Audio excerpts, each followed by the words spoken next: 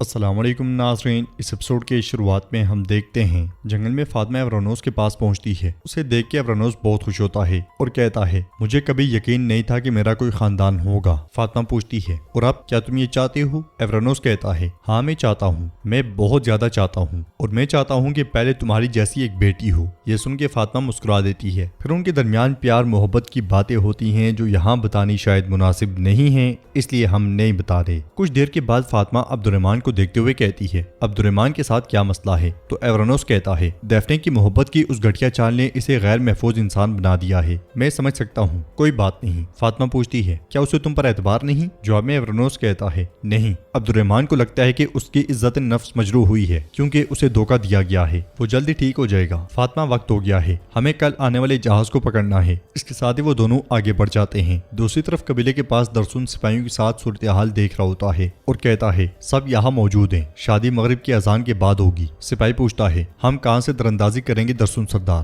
درسن کہتا ہے دوغان ایک اور راستہ ہے، گھوڑوں کے استبل کے پیچھے ایک تنگ راستہ، ہم وہاں سے گزر سکتے ہیں۔ ناظرین اس کے بعد ہم قسط کے شروعات والا سین دیکھتے ہیں جہاں پہ سلطان حلیمہ کے ساتھ باہر آتے ہیں۔ سپاہی ڈھول کی تھاپ پہ رقص کر رہے ہوتے ہیں اور سلطان باقی سب کے ساتھ دسترخوان پہ بیٹھ جاتے ہیں۔ پھر کہتے ہیں ہم اس مبارک دن کی خاطر اپنے آباء و اجداد کی روایات کو ادا کریں گے۔ ساتھ ہی سب سپاہیوں کے رقص سے خوب لطف اندوز ہوتے ہیں۔ سلطان کی نظریں چاروں اطراف گھوم رہی ہوتی ہیں۔ شہنشاہ دمیر خان کے ساتھ بلندی پہ گات لگائے بیٹھا ہوتا ہے اور کہتا ہے باپ کو اپنی اولاد کو دفن نہیں کرنا چاہیے، میرے پاس میری جان کے سوا اور کچھ نہیں بچا، مجھے اب کسی بات کی کوئی فکر نہیں، انتقام یا موت۔ اس لیے میں درسن وہاں پہ آتا ہے اور کہتا ہے انہوں نے گوشت پوست کی ایک دیوار کھڑی کر دی ہے، تمام سپاہی اور صدران وہاں موجود ہیں، مرکزی دروازے سے گزرنے کا مطلب موت ہے۔ شہنشاہ کہتا ہے میں ان کے قبیلے کو اچھی طرح جانتا ہوں، یہ ایک قلعے کی طرح ہے، اورحان نے یقیناً احتیاطی تدابیر کی ہوں گی کیونکہ اب میں اس کا دشمن ہوں۔ درسن کہتا ہے لیکن شہنشاہ سردار ایک اور راستہ ہے، گھوڑوں کے استبل کے پیچھے ایک چھوٹا دروازہ ہے، وہاں خاموشی ہے اور کوئی پیرا بھی نہیں۔ یہ سن کے دمیر خان بہت خوش ہوتا ہے۔ شہنشاہ کا سپاہی کہتا ہے درسن سردار سچ کہہ رہے ہیں۔ شہنشاہ کہتا ہے الپتگین اپنے بہترین سپاہیوں کو اکٹھا کرو جو اس مقصد کے لیے قربان بھی ہونا چاہیں۔ دمیر خان کہتا ہے میں آپ کو اپنے بہترین سپاہی دوں گا اور میرے بھائی تم ہمارے لیے سنہری چابی ہو۔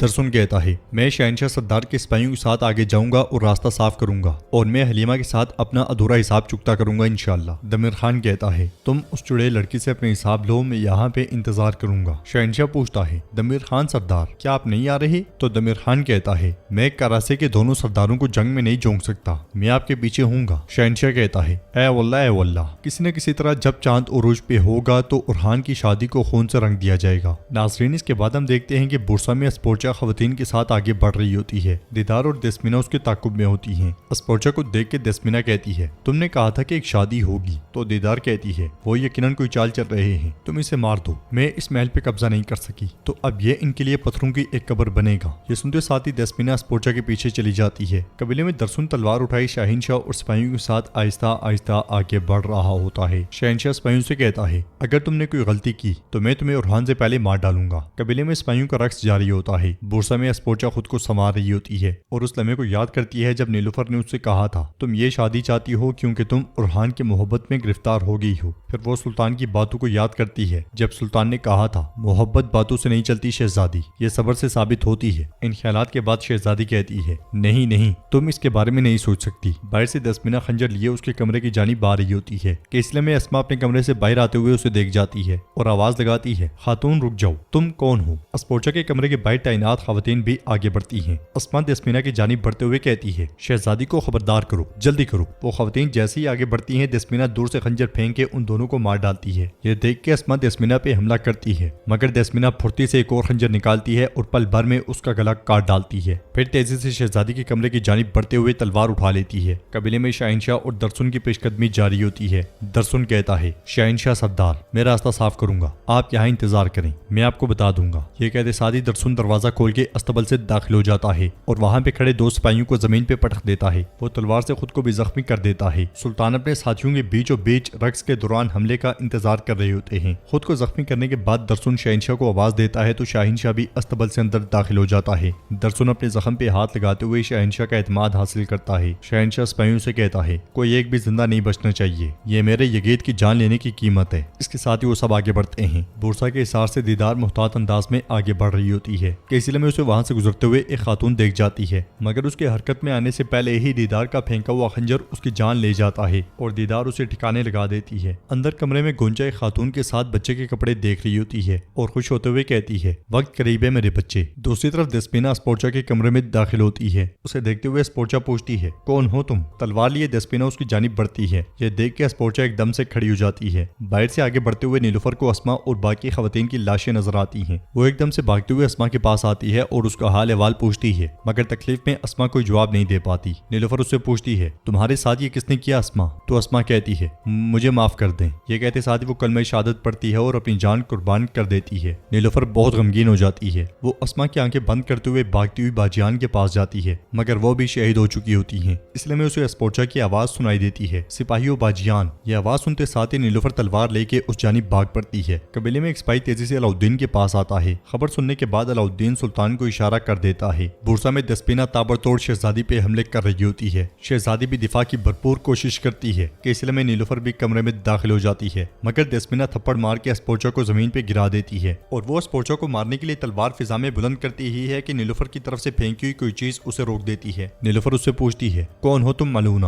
جواب نہ ملنے پہ وہ اس پہ حملہ کر دیتی ہے، مگر دسپینا اسے ایک زوردار تھپڑ دے مارتی ہے۔ شہزادی بھی ایک دم سے اٹھتی ہے اور چاقو سے دسپینا پہ حملہ کرتی ہے، مگر دسپینا اس کا بازو پکڑ لیتی ہے۔ نیلوفر ایک دم سے واپس حملہ کرنے کی کوشش کرتی ہے، مگر اسے پیٹ میں بہت تکلیف ہوتی ہے اور وہ تلوار کے سہارے بیٹھ جاتی ہے۔ قبیلے میں شاہنشاہ سرداری خیمے کے سامنے جا پہنچتا ہے اور اس چیز کو محسوس کرتے ہوئے سلطان مسکرا رہے ہوتے ہیں۔ شہنشاہ کے ارحان پکارتے ساتھ ہی سلطان اٹھ کھڑے ہوتے ہیں۔ شہنشاہ کہتا ہے کیا میں تمہیں اور اس فلاویوس نامی کافر کو یہ اجازت دیتا کہ تم دونوں میرے بیٹے کو آگ میں جھونک دو اور اس کے بعد تم ایسے شادی کا جشن مناؤ کہ جیسے کچھ ہوا ہی نہ ہو؟ سلطان کہتے ہیں نہ میں نے تمہارے بیٹے کو آگ میں دھکیلا ہے اور نہ ہی ایورانوس نے، تمہارے بیٹے کی جان تمہاری اپنی غداری نے لی ہے۔ شہنشاہ کہتا ہے بکواس بند کرو، تم بہت بول چکے ہو، اب اپنے منہ سے ایک لفظ بھی مت نکالنا، کیونکہ آج رات اس قبیلے کے میدان میں تمہاری حکومت اور زندگی دونوں کا خاتمہ ہو جائے گا۔ تم نے مجھ سے میرا بیٹا اور میرا خاندان چھین لیا اور تمہیں اپنے اس کیے کی قیمت چکانی پڑے گی۔ ادھر دیدار گونجا کے کمرے میں داخل ہوتی ہے۔ یہ دیکھ کر گونجا کے ساتھ موجود خاتون ایک دم سے اس پہ حملہ کرتی ہے، مگر دیدار اس کا گلا کاٹ ڈالتی ہے۔ گونجا پوچھتی ہے دیدار تم یہاں کیا کر رہی ہو؟ تو دیدار کہتی ہے میں نے سوچا کہ جو کام شروع کیا تھا اسے ختم کر دوں گونجا،